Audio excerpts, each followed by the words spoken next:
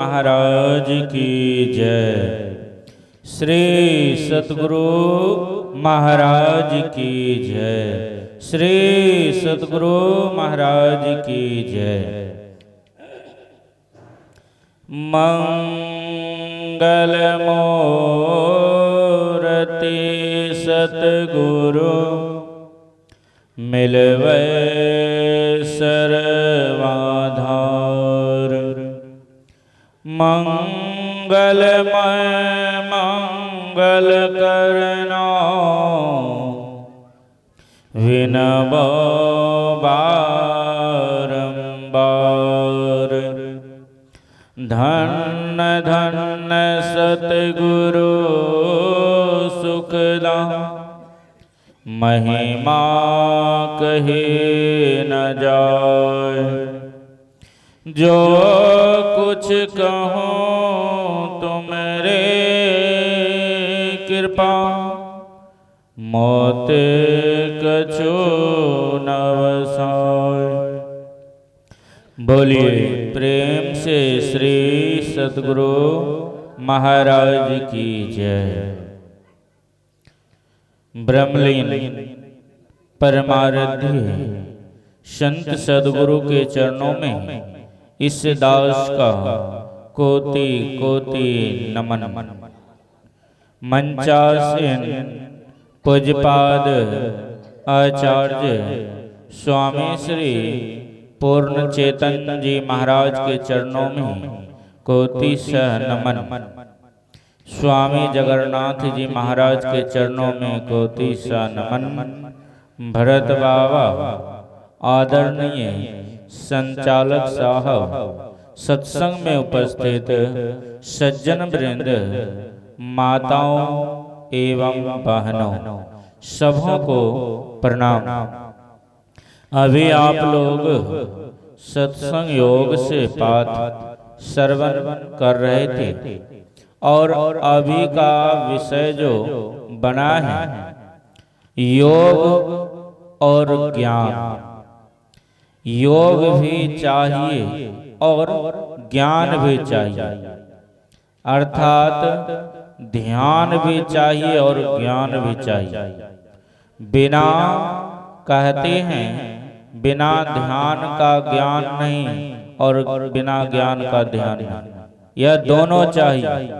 जो ज्ञान और ध्यान दोनों रखते वह निर्माण के समीप है। भगवान बुद्ध का कहना है कि जो ज्ञान और ध्यान दोनों रखते हैं वह निर्माण के समीप। इसलिए कहते हैं ज्ञान भी चाहिए और कहते हैं ध्यान भी चाहिए। योग हम किनसे करें? कहते हैं योग का अर्थ होता है कि हम सब कि किसी से बिछड़ गए हैं उनसे मिलना है। कहते हैं उनसे जोड़ना है। कैसे जोड़ेंगे? तो उसके लिए कहते हैं कि जीवन में सद्गुरु की जरूरत है। जब तक कि बताने वाला कोई गुरु नहीं होगा तब तक आप जान नहीं पाएंगे कि हम सब किनसे जोड़े। हम सब कहते हैं उस परमात्मा का अंश जीव है। जीव क्या कहलाए? तो कहते हैं जीव इसलिए कहलाए क्योंकि उनसे अलग हो गए हैं, इसलिए जीव कहलाए। जब कहते हैं उनमें मिल जाएंगे तब क्या होगा? तब जीव नहीं कहलाएंगे। कहते हैं फिर कहते हैं उनमें मिल जाने के बाद कहते हैं परमात्मा मय हो जाएंगे, शिव ही कहलाएंगे। जब उनमें मिल जाएंगे तो कहते हैं कोई भेद नहीं रहेगा। किस तरह? कहते हैं हम प्रभु प्रभु हम एक ही होई, द्वंद्व अरु द्वैत रहे ना कोई। कहते हैं जब उनमें मिल जाएंगे तो कुछ अंतर नहीं रहेगा, कुछ भेद नहीं रहेगा। जैसे नमक समुद्र में मिल जाने के बाद वह समुद्र ही बन जाते हैं। कोई उनको कहते हैं नमक नहीं कहता, नमक उनमें से नहीं खोज सकते हैं, वह समुद्रमय हो जाते हैं। उसी तरह हम सब परमात्मा का अंश जीव है, जब उनसे मिल जाएंगे तो कहते हैं एक ही हो जाएंगे। इसलिए कहते हैं महापुरुष योग भी करो और ज्ञान प्राप्त करो। तो कहते हैं ज्ञान कहाँ से मिलेगा? तो कहते हैं ज्ञान पाने के लिए कहते हैं सत्संग में आना पड़ेगा, सत्संग में आना पड़ेगा। कहते हैं सत्संग में आएंगे तभी तो ज्ञान होगा, और कहीं जाने से वह ज्ञान प्राप्त होने वाला नहीं। इसलिए कहते हैं कि सत्संग में आइए और ज्ञान सीखिए, ज्ञान सीखिए, तभी हम सब कहते हैं योग कर पाएंगे। हम सब बहुत लोग कहते हैं कि सभी कोई वैसे मुक्ति चाहते, छुट्टी चाहते हैं, छुटकारा चाहते हैं। सभी कोई बच्चे भी स्कूल पढ़ने के लिए जाते हैं, वह भी छुट्टी चाहते हैं, उनको भी छुट्टी पसंद है। सभी को छुट्टी पसंद है। कोई काम काज करते हैं वह भी छुट्टी चाहते हैं। कहते हैं सभी कोई छुट्टी चाहते हैं, छुटकारा चाहते हैं, मुक्ति चाहते हैं। पर कहते हैं महापुरुष छुटकारा कैसे मिलेगा? बहुत लोग कहते हैं अगर मर जाएंगे तो मुक्ति मिल जाएगा, छुट्टी मिल जाएगा, इस जन्म कहते हैं इस संसार से छुट्टी मिल जाएगा। पर महापुरुष ऐसा नहीं कहता। मरने पर जो मुक्ति मिलती है वह मुक्ति नहीं है, वह मुक्ति नहीं है। एक शरीर से आप छूतेंगे और पीछे 4 शरीर और भी लगा ही रहते, मुक्ति नहीं मिलते। बहुत लोग घर में किसी कारणवश कुछ लड़ाई झगड़ा होते हैं और सोच लेते हैं कि मर जाएंगे तो मुक्ति मिल जाएगा। क्या मरने पर मुक्ति मिलेगा? कहता है मरने पर मुक्ति नहीं मिलेगा। एक घर में ऐसे लड़ाई झगड़ा हुआ, वह बूढ़ा जंगल चले गए, हाथ में रस्सी लिए और जंगल चले गए और सोच लिए आज मैं मर जाऊंगा, जंगल में जाकर फांसी लगा लो। जंगल गए और पैर में रस्सी बांध दिए और अपने गले में फांसी लटकाने लगे। और उतना ही देर में एक उधर से सियार आते हैं और उसके शरीर पर बहुत ज्यादा जख्म है, घाव हैं और उसको हजारों कीड़ा काट काट के खा रहे। बहुत वह दुखी हैं और वह मनुष्य के आवाज में कहते हैं रुको भाई रुको, तुम क्या करने जा रहे हो, क्या करने जा रहे हो? वह कहते हैं कि मैं मरने जा रहा हूं, मर जाने के बाद मुक्ति मिल जाएगा, छुटकारा हो जाएगा। वह सियार कहते हैं मरने पर मुक्ति मिल जाएगा। नहीं नहीं, मरने पर मुक्ति नहीं मिलेगा।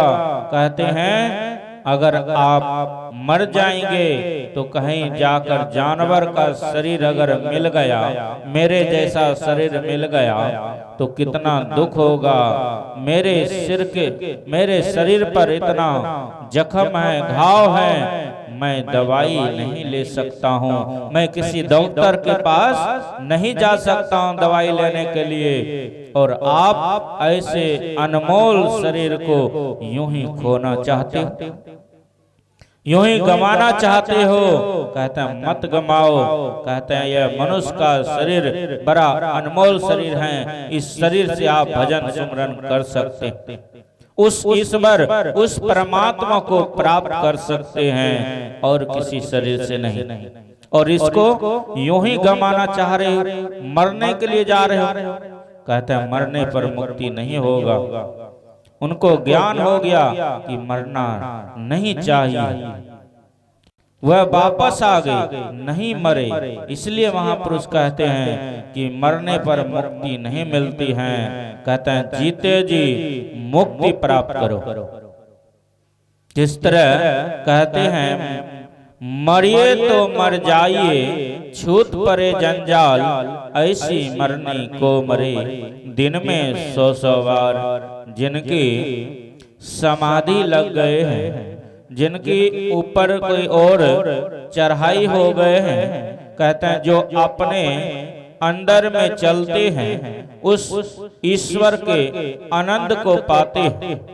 कहते हैं जिनकी समाधि लगते हैं उसी को कहते हैं असली मरना। जीते जी कहते हैं मुक्ति प्राप्त करो, मरने पर नहीं। बाबा देवी साहब कहते हैं चिता में जलने से पहले, कब्र में दाखिल होने से पहले मुक्ति प्राप्त करो, जीते जी मुक्ति प्राप्त करो। पर महापुरुष कहते हैं कि ध्यान जब तक हम सब सत्संग ध्यान नहीं करेंगे तब तक ज्ञान होने वाला नहीं, ज्ञान होने वाला नहीं है। वह ज्ञान कहते हैं संतों के पास आएंगे, उनसे जुक्ति जानकर भजन सुमरन करेंगे, ध्यान करेंगे, तो कहते हैं अवश्य ही हम सबका कल्याण हो जाएगा, कल्याण हो जाएगा। पर कहते हैं बहुत लोग कहते हैं कि हम सब क्या करेंगे, सारी उम्र हम सब कहते हैं और सुन रहे थे जब मनुष्य यह शरीर को त्याग करने लगते उस समय जो जो भावना जीव करता है वही जन्म का कारण होता है। और हम सब सारी उम्र अगर मन को संसार में लगा के रखेंगे, बाल बच्चों के साथ लगा के रखेंगे, परिवार के साथ लगा के रखेंगे और अंत में सोचेंगे कि उस ईश्वर का, उस परमात्मा का भजन कर लें, उस ईश्वर का नाम ले लें। पर कहते हैं उस समय उनका नाम नहीं ले सकते, उस समय नाम नहीं ले सकते हैं। बहुत लोग मरने के समय में जितने भी परिवार के लोग हैं उनको याद करते हैं, उनको पुकारते हैं कि आओ मिलने के लिए। पर कहते हैं उस समय सिर्फ उस ईश्वर, उस परमात्मा को ही पुकार करना चाहिए। जब उनको पुकार करेंगे तो कहते हैं कि अच्छे गति होगा। पर ऐसा नहीं होता है हम सब, क्योंकि सारी उम्र कहते हैं घर परिवार में मन लगा के जो रखे हैं, इसलिए मन उधर भाग रहा, ईश्वर की ओर नहीं भाग रहे हैं। इसलिए कहते हैं कि अंत समय में उस ईश्वर, उस परमात्मा का नाम लेना तो चाहेंगे पर नहीं ले पाएंगे। इसलिए महापुरुष कहते हैं कि जवानी में ही भजन इतना कर लीजिए। कहते हैं जवानी में 3 काम हो सकता है। 3 काम क्या है? अगर धन संपत्ति अर्जन करना चाहते हैं, जब तक शरीर में बल है आप धन को अर्जन कर सकते हैं। और शादी विवाह करते हैं तो जवानी में। और कहते हैं अगर भजन सुमरन करना चाहते हैं, उस ईश्वर को जानना चाहते हैं, उस परमात्मा को जानना चाहते हैं, उसको प्राप्त करना चाहते हैं, तो कहते हैं वह भी जवानी में ही होगा, बुढ़ापा अवस्था में नहीं होने वाला।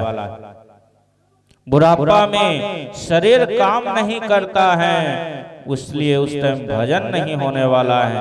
इसलिए कहते हैं महापुरुष भजन करना है तो जवानी में कर लीजिए। इतना आप कमाई कर लीजिए जवानी में कि बुढ़ापा में आपको कमाना नहीं पड़े।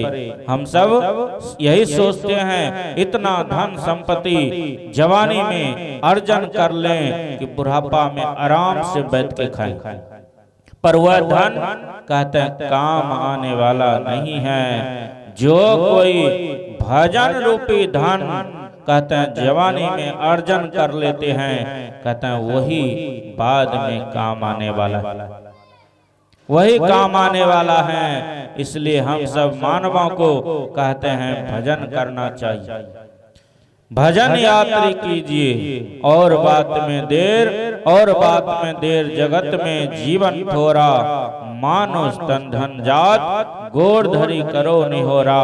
कांच महल के बीच में एक पवन पंछी रहता, 10 दरवाजा खुला और उनको नित उठ चाहता। भज लीजिए भगवान को यही में भल है अपना, आवागमन छुते मिटे जन्म मरण की कल्पना, पलतु तक न कीजिए घर 84 फेर, भजन यात्री कीजिए और बात में देर। कहते हैं सभी काम में देर हो जाए तो हो जाए, पर भजन को शीघ्र ही कर लीजिए, क्योंकि कहते हैं काल आपको मौका नहीं देगा कि आपने शुभ काम सोच रखे हैं, शुभ काम सोच रखे हैं कल के लिए कि भजन करेंगे, पर कहते हैं वह मौका नहीं देगा, क्योंकि कहते हैं आज करो सो, कहते हैं कल करो सो आज करो, आज करो सो अब, पल में पौरले होगा बहुरी करोगे कब। हम सब आज काल करते करते टालते जा रहे हैं, आज नहीं कल करेंगे, कल नहीं परसों करेंगे, ऐसे करते करते समय को बिता रहे हैं, समय को बिता दे रहे हैं। कहते हैं यह सांस रूपी पूंजी कितना है आपका, यह कोई गारंटी नहीं है। यह सांस रूपी पूंजी जिस दिन खत्म हो जाएगा, कहते हैं कोई रोक नहीं पाएगा। कहते हैं जब तक तेल दिए में बाती, जगमग जगमग हो रहा, जल गए तेल लिपट गए बाती, ले चल हो रहा। जब तक यह सांस रूपी तेल है तब तक यह कहते हैं जल रहे हैं, अर्थात शरीर चल रहा है। जिस दिन सांस रूपी पूंजी खत्म हो गया, कहते हैं यह शरीर का कोई काम आने वाला नहीं है। इसलिए महापुरुष कहते हैं भजन को शीघ्र ही कर लीजिए।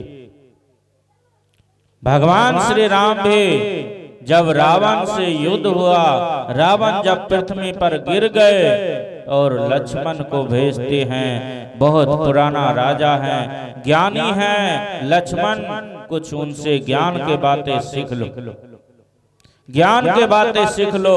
बहुत योग तपस्या किए हैं। और लक्ष्मण रावण के पास जाते हैं, सिरहने के तरफ खड़े हो जाते हैं और कहते हैं हमारे भाई साहब भेजे हैं, राम भगवान ने भेजे हैं, आप कुछ उपदेश कीजिए। और रावण उपदेश नहीं किए। जब उपदेश नहीं किए तो कहते हैं लक्ष्मण जाकर कहते हैं वह रावण तो बड़े अहंकारी हैं, कुछ भी नहीं बोले। तो राम भगवान कहते हैं कहाँ खड़े थे, कहते हैं सिरहने के तरफ। कहते हैं किसी गुरु के पास जाएं तो उसके चरणों में जाना पड़ता है, अगर ज्ञान किसी से सीखना है तो उसके चरणों में बैठना पड़ता है, तुम सिरहने के तरफ खड़े हो। इसलिए वह उपदेश नहीं किए। और जब चरणों में जाकर बैठे तब रावण उपदेश करते हैं कि मैंने सोचा था समुद्र के जल को मीठा शरबत बना दूंगा और स्वर्ग में सीढ़ी लगा दूंगा, ऐसा मैंने सोचा था। मैं कर सकते थे, मेरे में वह क्षमता थे, मैं कर सकते थे, पर ऐसा मैंने नहीं किए। आज काल करते करते टालते रहे और आज मैं संसार से जा रहा हूँ। इसलिए कहते हैं जो शुभ काम है शीघ्र ही करना चाहिए, अशुभ काम को टालते टालते टाल देना चाहिए। टाल देना चाहिए अशुभ काम को। इसलिए कहते हैं यह मानव का शरीर मिला है, कहते हैं भजन करने के लिए, इसलिए भजन कीजिए, ध्यान कीजिए। गुरु महाराज कहे हैं कि त्रिकाल संध्या करने के लिए कहते हैं दिन को हरि सुमरन करो, रैन जागी करो ध्यान, भूख राखी भोजन करो, तज सोवन को बान, चारि पहर ना जाग सको, आधी रात सो जाग, भजन करो ध्यान करो।